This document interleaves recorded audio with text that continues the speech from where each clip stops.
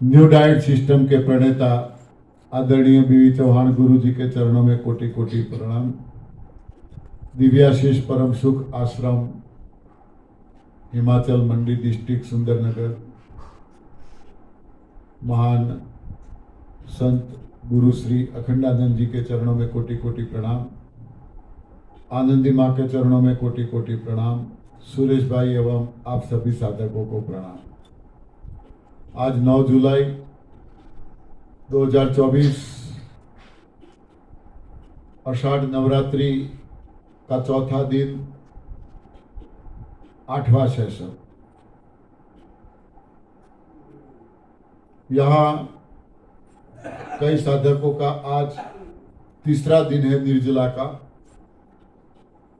कई साधकों ने 2 निर्जला भी किए हैं, एक निर्जला सब लोगों ने किया है। तो अब हम सब लोगों को पता चल गया कि यदि हमारा मनोबल मक्कम होता है और हमें सही समझ मिलती है तो हमारी सोच में बदलाव आ जाता है। शरीर हमारा हमें पूरा सहयोग देने के लिए तैयार हो जाता है। थोड़ी देर तक भी पानी न मिले तो हम घबरा जाते हैं, इतनी प्यास लगती है, गला सूख जाता है, रहा नहीं जाता, बोला नहीं जाता।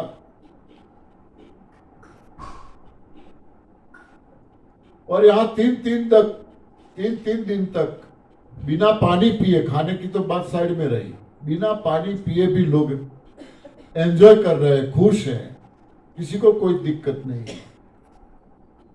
तो ये क्या हुआ? आज तक तो हम ये सोचते आए कि खाए बिना शरीर चल नहीं सकता, और अब यहां न खाते हैं न पीते हैं फिर भी ठीक है। हमारी सारी मान्यताएं अब बदल चुकी है। तो अब हम ये रास्ते पे बहुत आसानी से हमारा जो भी लक्ष्य है, जिसका जो भी लक्ष्य है, कोई ना कोई लक्ष्य लेकर हम यहां पर आए हैं। ये पूरा होने में अब ज्यादा दिन नहीं है बाकी, ज्यादा वक्त बाकी नहीं है। दिन ब दिन आपको पता चल रहा है आहार का प्रभाव क्या है।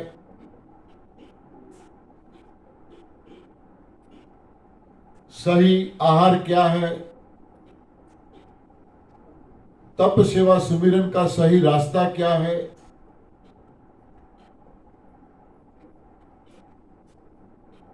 और सबसे बड़ी खुशी की बात यह है कि ये जो हमारी टीम है बहुत जिज्ञासु है, बहुत जिज्ञासु है, अपनी जगह से हिलने का कोई नाम नहीं लेता। सबसे बड़ी खुशी की बात यह है। तो साधक मित्रों, त्रिसूत्रीय यह साधना है। शिव पुराण में भगवान शिव जी ने इसका जिक्र किया है।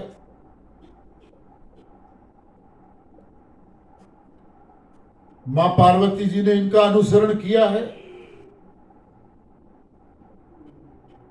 इसी तपोभूमि पर हम मौजूद हैं सब, जहां मां पार्वती जी ने तप किया है। भगवान शिव जी को हम क्या मानते हैं? क्या है दूसरा नाम इनका? और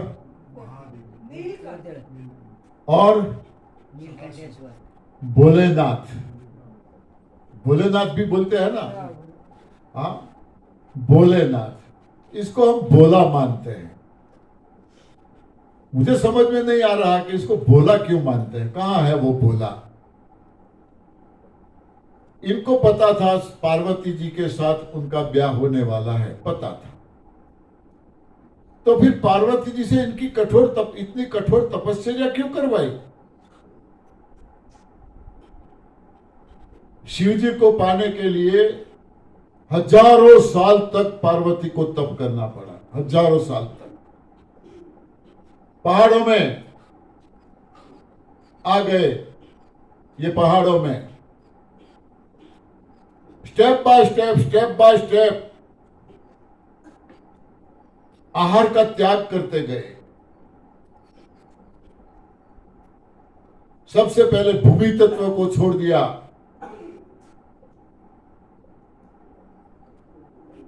जल तत्व को छोड़ दिया। ऐसे एक एक तत्व को छोड़ते गए और एक एक तत्व छोड़ने में कितने साल लगे इनको।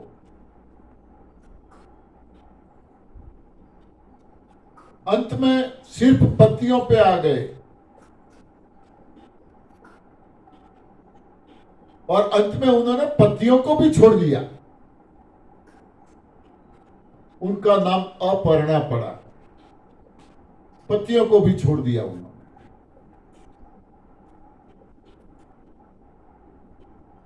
शरीर पूरा हड्डियां दिखने लगी, ऐसा हो गया, मगर तप नहीं छोड़ा। क्यों? उनका लक्ष्य था, मुझे शिव जी को पाना है, ये उनका लक्ष्य था। तो तप में रास्ते में जो जो बाधाएं थी, ये छोड़ते गए। अब न खाना न पीना,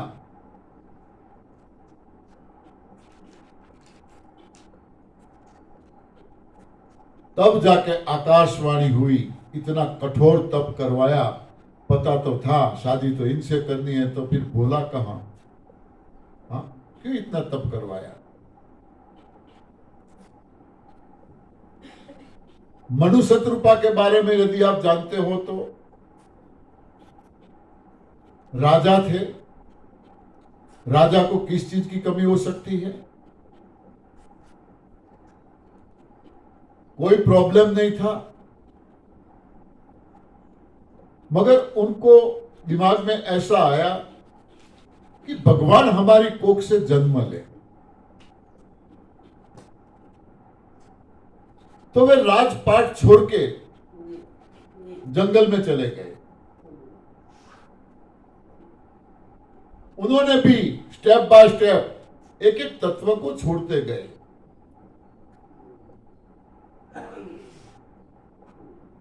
एक एक तत्व छोड़ने में इनको 10-10 हजार साल लगे हैं, 10-10 हजार साल। भूमि तत्व को छोड़ने में 10,000 साल लगे। हम कितने भाग्यशाली हैं, एक दिन में छोड़ दिया सब कुछ। हाँ, सारे तत्वों को हमने एक दिन में छोड़ दिया। एक एक तत्व को छोड़ने में 10-10 हजार साल लगे उनको। अंत में उन्होंने सांस भी बंद कर दी, सांस भी छोड़ दी, सांस लेना भी। हम ये बात नहीं मानेंगे कि सांस के बिना भी कोई जी सकता है क्या? हां, कई कीटाणु भूमि के पाताल में जी रहे हैं, वहां कहां आवाज आती है?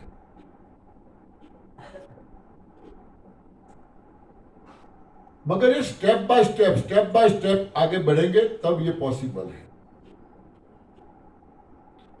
हड्डियां दिखने लगी, हाड़ पिंजर बन गया शरीर, तब जाके आकाशवाणी हुई, प्रभु प्रसन्न हुए।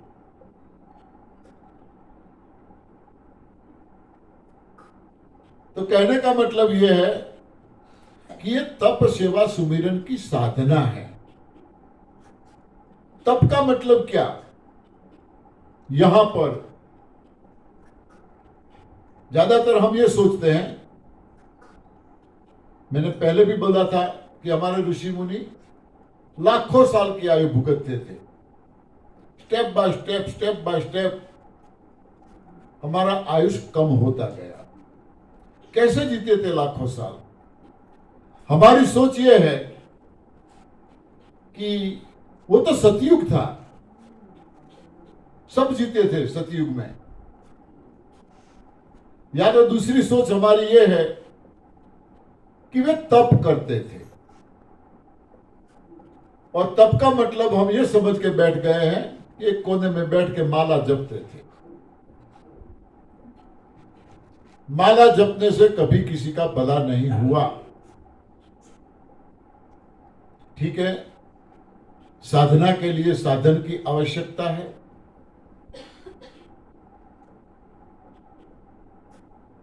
घर में हम पूजा पाठ करते हैं, टोकरी बजाते हैं। क्यों टोकरी की क्या जरूरत है? भगवान बहरा है क्या? हाँ, मंदिरों में बड़े बड़े घंट रखते हैं, नगारे रखते हैं। यहां जो घंटी बजती है ऐसे झालर जिसे बोलते हैं वो रखते हैं। सुबह शाम आरती के टाइम पर लोग बजाते हैं। क्या जरूरत है मंदिर में ये सब सामग्री रखने की? क्या जरूरत है, कोई बताएगा?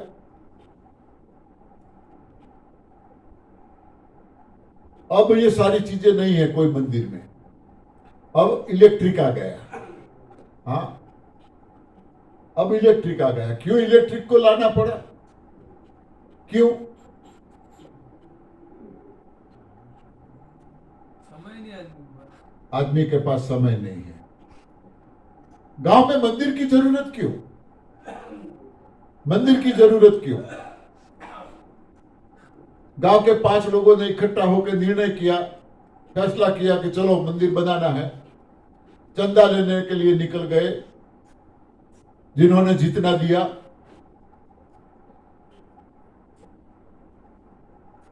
सामान खरीदा, कारीगर बुलाए, मंदिर तैयार हो गया, कलर बना दिया, कलर वाले को बुलाया, मूर्ति लेने के लिए गए, मूर्ति लाए, प्राण प्रतिष्ठा की। देखो, जिसके खुद के प्राणों की खबर नहीं है, पता नहीं है कब तक टिकने वाले हैं, वो मूर्तियों में प्राण प्रतिष्ठा कर रहे हैं। हाँ, जिनको खुद के प्राणों का पता नहीं है, पल में क्या होने वाला है, वो मूर्तियों में प्राण पूर रहे हैं। देखो, मैं अपोज में नहीं हूं, गलत मत समझना। सही है। मगर हकीकत यह है कि ये सारी चीजें हम बिना सोचे समझे कर रहे हैं, आगे से चली आ रही है। इसके पीछे का भाव क्या है? इसके पीछे का मतलब क्या है? गांव में मंदिर क्यों? सुबह शाम आरती क्यों? दोपहर को क्यों नहीं? ये सारे वाजिंत्र साजिंत्र क्यों रखना है? घंट बजे, नगारे बजे, झालर बजे, शंख, पता चले गांव में कि आरती का टाइम हो गया है, चलो सब मंदिर में। पहले पूरा गांव मंदिर में जाता था, पूरा गांव आरती के टाइम, सुबह शाम दोनों टाइम। अब धीरे धीरे लोगों का मन भर गया, पुजारी एक बच गया। अब पुजारी घंट बजाए, नगारा बजाए, झालर बजाए या शंख फूके, करे क्या? अकेला क्या करे? पहले गांव के लोग पूजा करते थे। अब किसी को टाइम नहीं तो चलो एक पुजारी रख दो किराए पे। पुजारी रख दिया। पुजारी का ध्यान कहां है?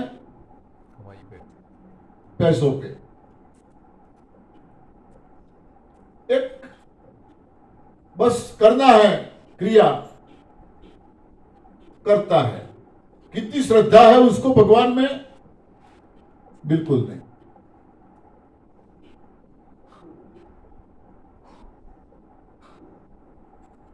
जिन्होंने पैसे दिए हैं वो कभी मंदिर में आता नहीं है। कहां से पैसे लाए हैं? 1 नंबर की कमाई थी, 2 नंबर की कमाई थी, वो पता नहीं है। मंदिर बनाने वाले मजदूर बेचारे चले गए। अब उनको मंदिर में आने भी नहीं देते।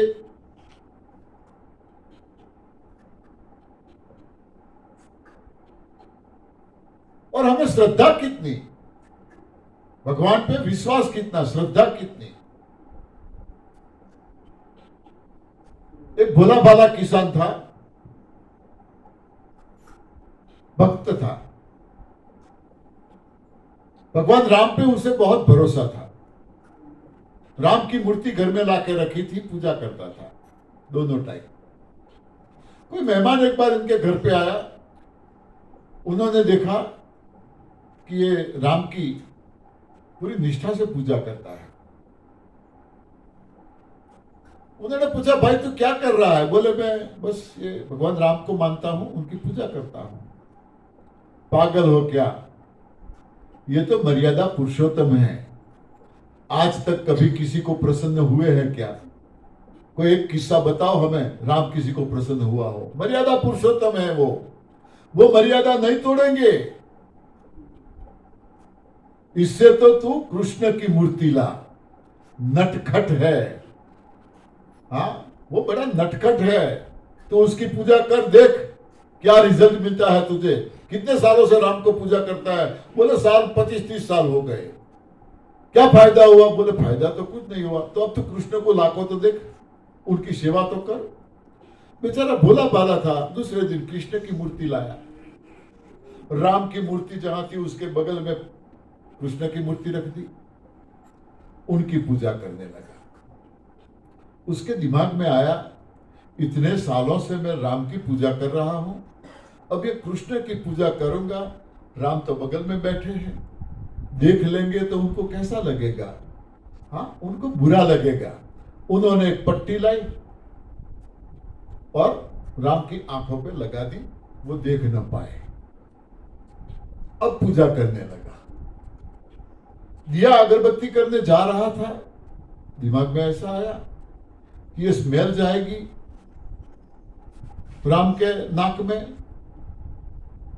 पता चलेगा कि ये तो उनकी पूजा कर रहा है।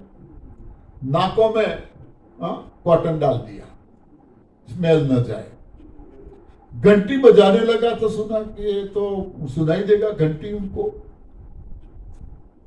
तो कानों में भी कॉटन डाल दिया और कृष्ण की पूजा करने लगा। पल भर में आकाशवाणी हुई, मांग मांग जो मांगे वो आप तुझे दूं। सोचने लगा क्या बात है, एक ही दिन में कृष्ण प्रसन्न हो गए। बोले प्रभु कौन हो आप? बोले मैं राम हूं। अरे ये क्या, इतने सालों से आपकी पूजा कर रहा था, आज तक प्रसन्न नहीं हुए, आज कृष्ण को बाजू में लाया और प्रसन्न हो गए। आपको भी ईर्ष्या आई क्या ऐसी? हाँ, सहा नहीं गए आपसे, आज प्रसन्न हुए।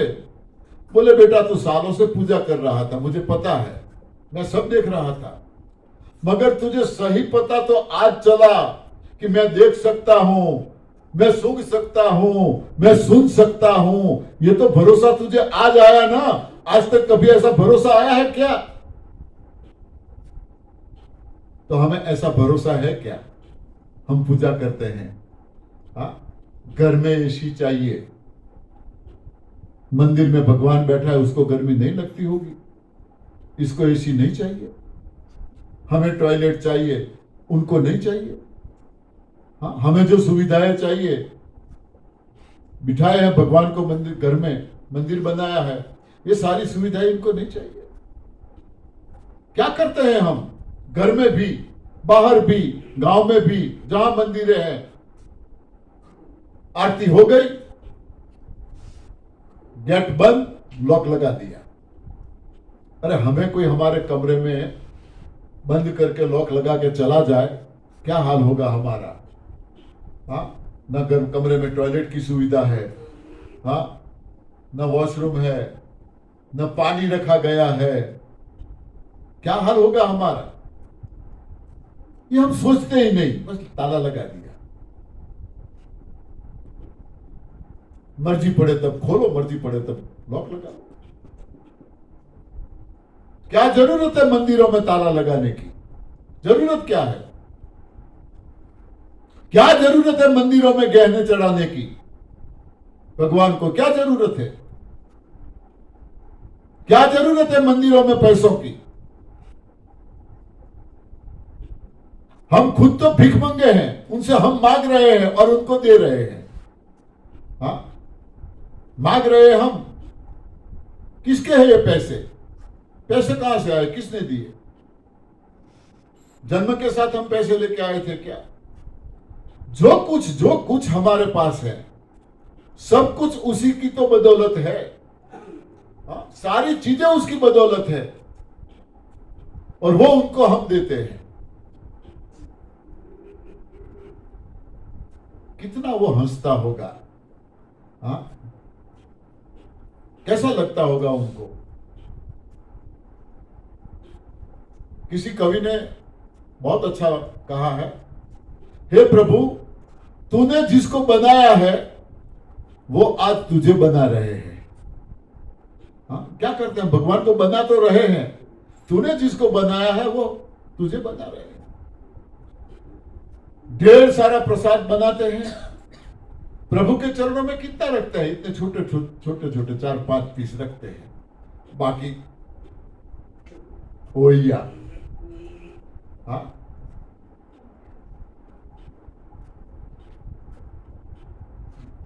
तो कहने का मतलब यह है कि साधना के लिए साधन की जरूरत है।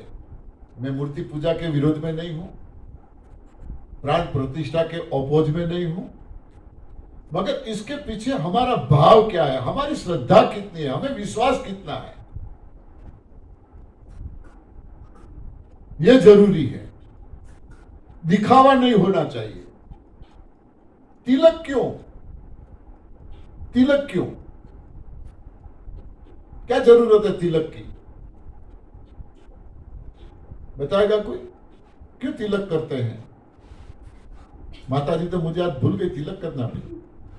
हाँ, तिलक क्यों करते हैं? कोई बताएगा?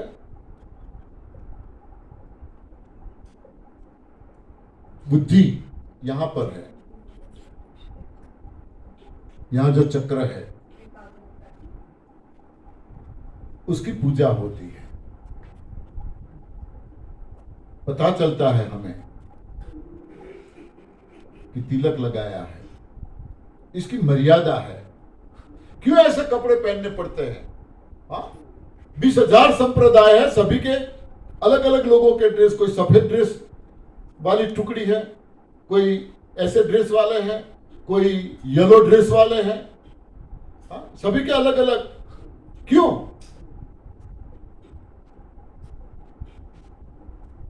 इसके पीछे की सही जानकारी न हो और उन्होंने बोला है चलो हम भी पहने। सफेद कपड़े इसलिए हैं वहां पे थोड़ा सा भी धब्बा दाग न लग जाए, यानी हमारी लाइफ में ऐसा कोई धब्बा न लग जाए, दाग न लग जाए, इसी तरह जीना है। थोड़ा सा भी यहां ब्लैक थोड़ा सा भी लग गया सबको दिखेगा। हाँ? ये त्याग का प्रतीक है। भगवा कलर जो है वो त्याग का प्रतीक है। पहनेंगे याद रहेगा हमने त्याग दिया है सब कुछ, मोह माया कुछ भी नहीं, बस सब कुछ त्याग दिया है। ये पहने हुए होते तो सतत याद रहेगा। ऐसे एक एक चीज का रहस्य ऐसा है, मगर ये हम जानते नहीं है। पूजा करते हैं, मंदिर जाते हैं, मस्जिद जाते हैं, गुरुद्वारा जाते हैं, चर्च जाते हैं, 4 धाम 1 धाम 2 धाम यात्रा करने के लिए जाते हैं। भरोसा कितना?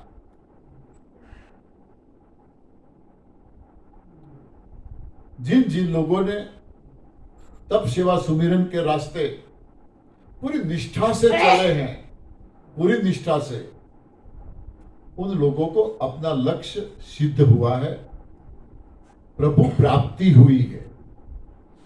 रास्ता प्रभु प्राप्ति का जरूर है, मगर भगवान के पास हमें जाने की जरूरत नहीं पड़ेगी, ये पूरी गारंटी है। और आज तक कोई गया है क्या? भगवान के पास कोई गया और जाके वापस आया? हाँ मैं जाके आया, उनका हॉल ऐसा था, पंखे लगे थे, हाँ कपड़े उनके ऐसे थे। कोई बता सकता है? नहीं, कोई भगवान के पास जाके नहीं आया है। भगवान कई लोगों को आके मिला है, इतिहास गवाह है। कई लोगों को मिला है। तुलसीदास को मिला, चित्रकूट के घाट पे भाई संतन की भीड़।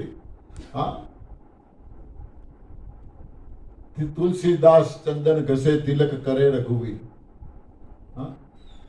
एकनाथ को मिला है, तुकाराम को मिला है, नरसिंह मेहता को मिला है, जलाराम को मिला है, मीराबाई को मिला है।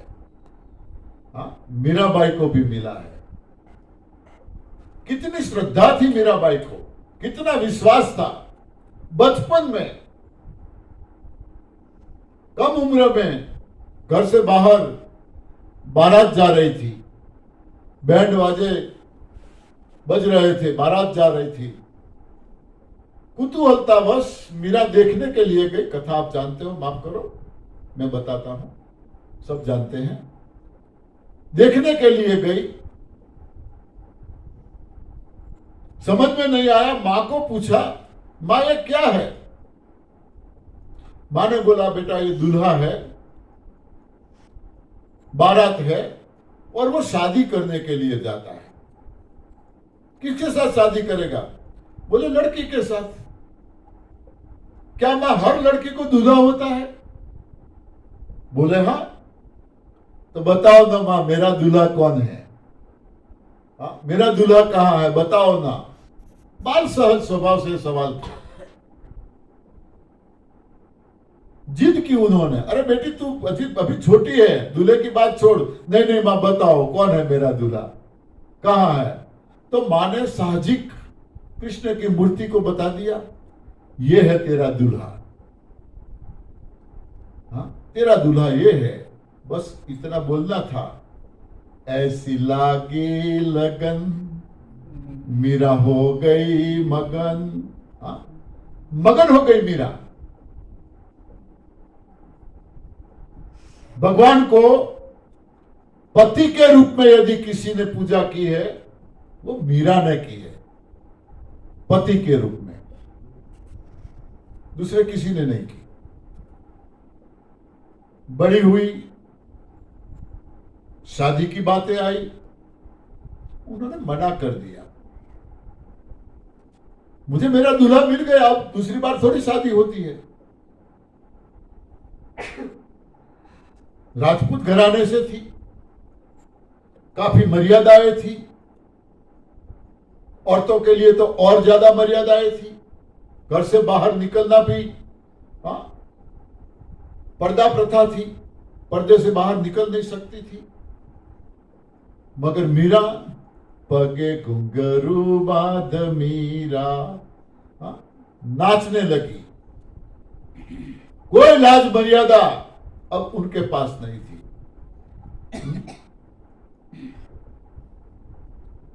उनको जो चाहिए था उसको मिल गया।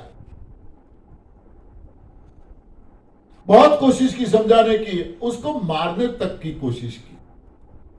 सर्प का कंडिया भेजा, तेरे लिए राणा ने फूलहार भेजा है। खोला, अंदर फूलहार थे, सर्प थे ही नहीं। जहर का प्याला भेजा, अमृत समझ लिया, पी लिया, कोई इफेक्ट नहीं। और हम यहां करेले के जूस में भी मुंह बिगाड़ते हैं। पी लिया।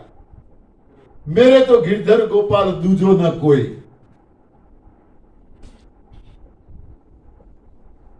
ये आस्था है, ये श्रद्धा है, ये विश्वास है। कोई सदेह भगवान के पास नहीं गया। सदेह मीरा के बारे में ऐसी मान्यता है, सही गलत मुझे पता नहीं है। मीरा का मृत शरीर किसने देखा? कहां अग्नि संस्कार किए? कहीं पे नहीं, कहीं किसी ने नहीं देखा। मंदिर में गई, अंदर से बंद कर दिया। किसी ने देखा, अरे मीरा अंदर गई है, दरवाजा बंद कर दिया। खटखटाया, बुलाए, कोई आवाज नहीं आई। लोग इकट्ठा हो गए, दरवाजा तोड़ा, अंदर मीरा थी ही नहीं। हाँ, भक्ति ऐसी, विश्वास इसे कहते हैं। हम कहीं ना कहीं हमारे स्वार्थ को आगे रखते हैं।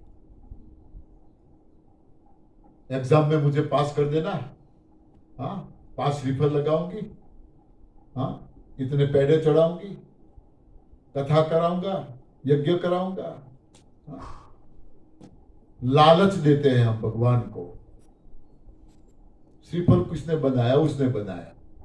हाँ, जो कुछ आप देते हो बनाया किसने? उसने बनाया। तो उनकी चीजें हम उनको अर्पण करें, इसका मतलब क्या है? तो हमारा तो कुछ है ही नहीं।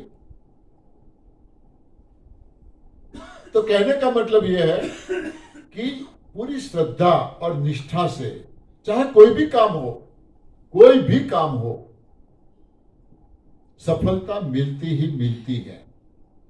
तो यहां पर तप, ऋषि मुनि माला लेकर नहीं बैठे थे। उनका लक्ष्य था वसुधैव कुटुंबकम, विश्व एक कल्याण, विश्व का कल्याण की भावना थी उसकी। तो उन्होंने क्या नहीं किया उसके लिए? वेद, शास्त्र, पुराण, उपनिषद, क्या क्या नहीं दिया, क्या क्या नहीं दिया। ये वेद कोई मामूली चीज नहीं है। वेद यानी विज्ञान है, पूरा विज्ञान। वेदों में कोई चीज उन्होंने बाकी नहीं रखी, कोई चीज। भगवान को हम 14 लोक का नाथ कहते हैं। 14 लोक, हम एक लोक में हैं। सूर्य एक है, हमें दिखता है, चंद्र एक दिखता है, यानी ये ब्रह्मांड एक, पृथ्वी एक, पाताल एक, ये तीनों मिले के एक लोक। ऐसे 14 लोक है, 14 सूर्य है, 14 चंद्र है, 14 ऐसे पृथ्वी है। कहां से इनको पता चला? इतना ज्ञान उन लोगों के पास था। सूर्य की गति क्या है, चंद्र की गति क्या है, ग्रहों की गति क्या है, बारीकाई से अभ्यास किया। तभी तो पहले से पता चलता है कि ये पूर्णिमा को चंद्र ग्रहण होने वाला है, अमावस्या को सूर्य ग्रहण होने वाला है। पहले से ये मैथमेटिक्स था, पूरा विज्ञान था। आज का जो विज्ञान जिसे हम देख रहे हैं, हमें चमत्कार लगता है। ये कोई नई चीज नहीं है। आकाशवाणी होती थी, ये आकाशवाणी तो है, क्या है? यूएसए से बात करो, दुनिया में कहीं से भी बात करो, सुनाई देता है। न सिर्फ सुनाई देता है, दिखाई देता है। ये टीवी आज थोड़ा था। टीवी महाभारत काल में भी था। कुरुक्षेत्र के मैदान में कौरव पांडवों का युद्ध चल रहा था। धृतराष्ट्र चिंतित था, अंध थे, दिखना था। संजय को बुलाया। संजय के पास दिव्य दृष्टि थी। दिव्य दृष्टि में ऊपर से तो ये दूरदर्शन आया। हाँ, दिव्य दृष्टि पर से ही ये दूरदर्शन शब्द आया। संजय के पास टीवी था, तो टीवी लेके आ गया, चालू कर दिया लाइव। जैसे अभी हम सब लोगों ने वर्ल्ड कप देखा, लाइव जहां खेलते थे, लाइव हमें दिखता है। तो ये दूरदर्शन था, टीवी। विमान की खोज अभी थोड़ी हुई है, रावण के पास था विमान। कोई चीज ऐसी नहीं है जो आज की तारीख में विज्ञान ने नई खोज की हो। कोई चीज ऐसी नहीं है। मैं तो यहां तक मानता हूं कि पहले की तुलना में आज का विज्ञान का जन्म अभी हुआ है। छोटा बच्चा है, पापा पगली चलने की कोशिश कर रहा है।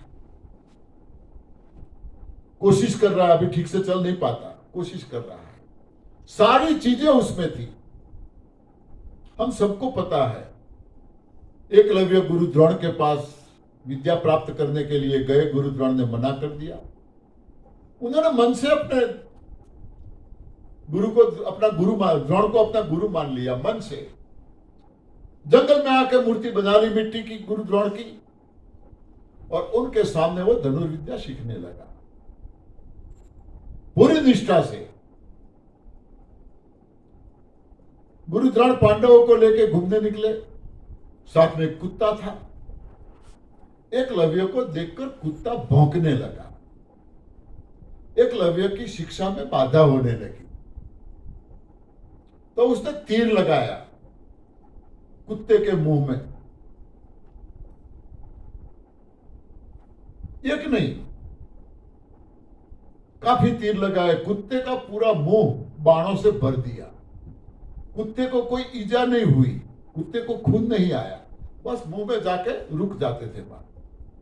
कौन सी विद्या थी ये? कुत्ते को ईजा नहीं हुई और पूरा मुंह बाणों से भर दिया। अर्जुन ने देखा, गुरुजी ये क्या है? कौन है ऐसा धनुर्धर? मेरे पास तो विद्या नहीं है। गए वहां एकलव्य के पास, बोले ऐसी विद्या तू कहां से सीखा? तो बोले गुरु द्रोण से। अर्जुन को गुस्सा आया, गुरुजी ये भेदभाव कब आपने सिखाया इनको? आपने तो मुझे वचन दिया है तुझसे बड़ा धनुर्धर कोई नहीं होगा, और ये विद्या तो मेरे पास है ही नहीं। चोरी छुपी से कब सिखाने आए थे आप यहां? उनको बोलो। गुरु बोले भाई मैंने नहीं सिखाया, वो मेरे पास आया था मगर मैंने मना कर दिया। कहने का मतलब ये विद्या थी। गेंद से खेल रहे थे पांडव कौरव, गेंद कुएं में गिर गई, अर्जुन से गिर गई, बोले अब तुम निकालो चलो। अर्जुन ने बाण लगाया कुएं में, बाण गेंद को लगा, गेंद लेके बाण ऊपर आया। अरे बाण हम लगाते हैं तो वो तो आगे चला जाएगा ना, वापिस कैसे आ सकता है? वापिस कैसे आ सकता है? शिकार करके बाण वापिस आके पीछे जो बाण रखने का भाथा जिसे बोलते थे उसमें आके अपने आप रह जाते थे। ये कोई चमत्कार नहीं था, हम चमत्कार मान के बैठ गए। ये विद्या थी।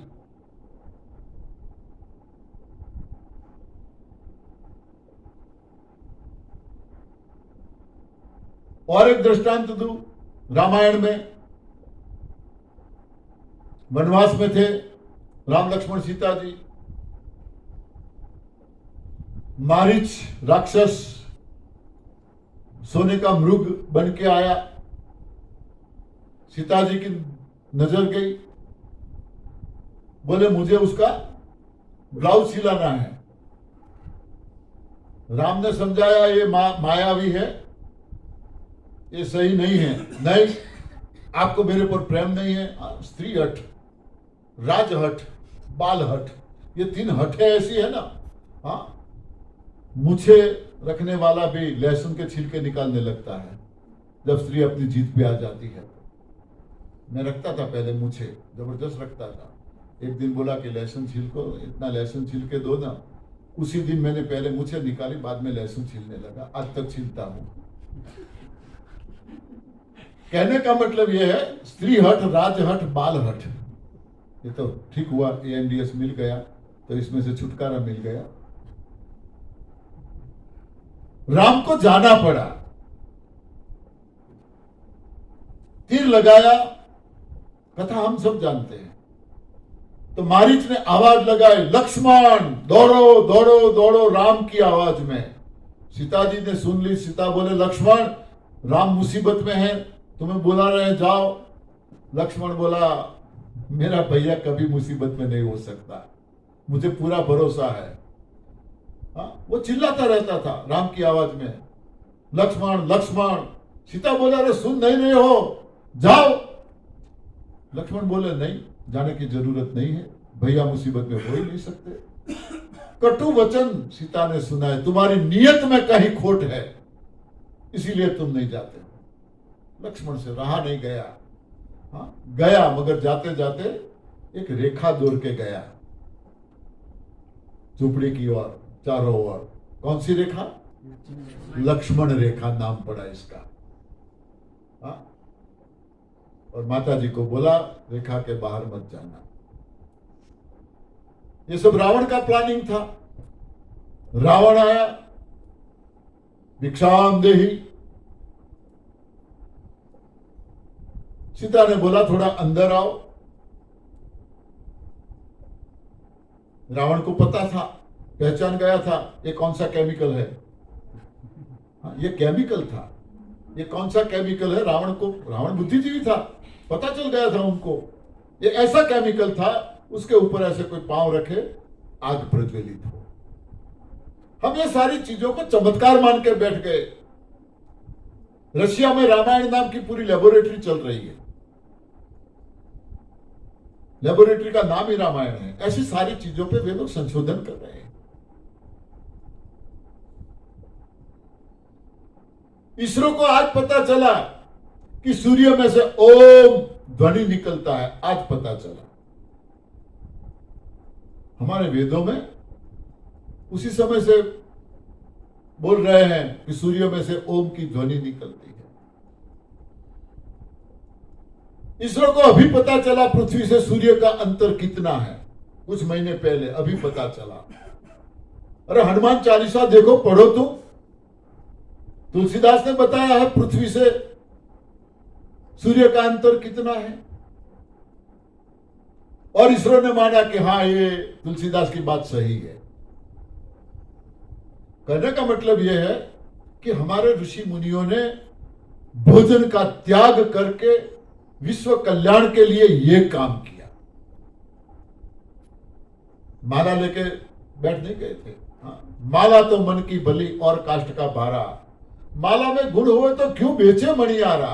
पूरा परिवार माला लेके दो हाथों से लगे रहे।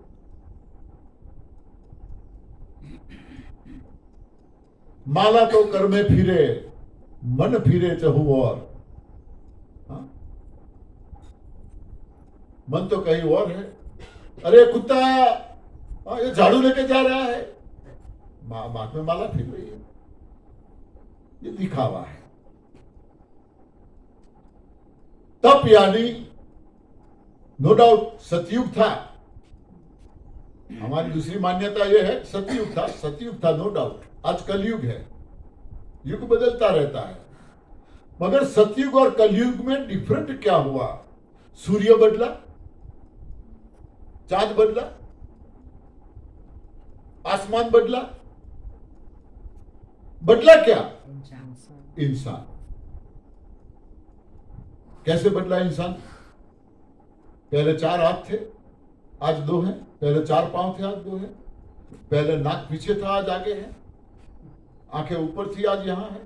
क्या बदला इंसान? इंसान भी बिल्कुल वही है। इंसान की सोच बदली। कैसे बदली? इंसान का आहार बदला। हाँ? चांद न बदला, किसी फिल्म का गीत भी है। चांद न बदला, सूरज न बदला, न बदला रे आसमान। कितना बदल गया इंसान। इंसान बदल गया। कैसे बदला? उनका आहार बदल गया। ऋषि मुनि जंगलों में रहते थे। पत्रम पुष्पम फलम तोयम, यही चीजें खाते थे। तो इनकी ये सोच थी। मैंने सुबह में भी बताया था कि ये आहार का प्रभाव इतना है। हाँ, सारी वैश्विक समस्याओं का समाधान इसमें है। वैश्विक समस्याओं का। इंसान का आहार बदल गया। तो तप मतलब ये माला लेके बैठना नहीं। तप यानी ये एनडीएस में आने के बाद मुझे थोड़ा, मेरी ओर से सही गलत मुझे पता नहीं है। तप यानी हमारा जो भी गोल हो। आप सब लोग यहां आए हैं, आपका कोई गोल है, लक्ष्य है, हेतु है, मकसद है। उसको प्राप्त करने के लिए, उसको सिद्ध करने के लिए, उसको पाने के लिए सही दिशा में, दिशा सही होनी चाहिए। सही दिशा में पूरी निष्ठा से किया गया प्रयत्न, इसका मतलब है तप। अपने लक्ष्य को पाने के लिए पूरी निष्ठा से योग्य दिशा में किया गया प्रयत्न, उसका मतलब है तप। आपका लक्ष्य करोड़पति बनना है, योग्य दिशा में पूरी निष्ठा से काम करो, करोड़पति बन सकते हो। अरे एक जेब कतरा भी सुबह में घर से लक्ष्य लेके निकलता है, तय करके निकलता है, हाँ, तो शाम तक किसी एक का तो मिल ही जाता है, जेब कटिंग कर लेता है शाम तक, खाली हाथ वो वापिस नहीं आता। हाँ? उनका लक्ष्य है जेब काटना, सही दिशा पकड़ेगा। कहीं सही दिशा उनके लिए कौन सी होगी? जहां लोगों की भीड़ भाड़ हो, भीड़ भाड़ में जाएगा, प्रयत्न करेगा, एकाध तो मिल जाएगा। तो तप का मतलब यह है, हम यहां ये तप कर रहे हैं। यहां तप यानी भोजन करना, क्या स्टेप बाय स्टेप एक एक चीज को हम यहां छोड़ रहे हैं, एक एक चीज को छोड़ रहे हैं। देखो धीरे धीरे हम भी बिना खाए पिए जी सकते हैं, मगर हमें इतनी जरूरत नहीं है तो हम इतना आगे नहीं बढ़ सकते हैं। विश्व में कई लोग ऐसे हैं, हमारे गुजरात में भी थे एक, प्रहलाद भाई जानी नाम था।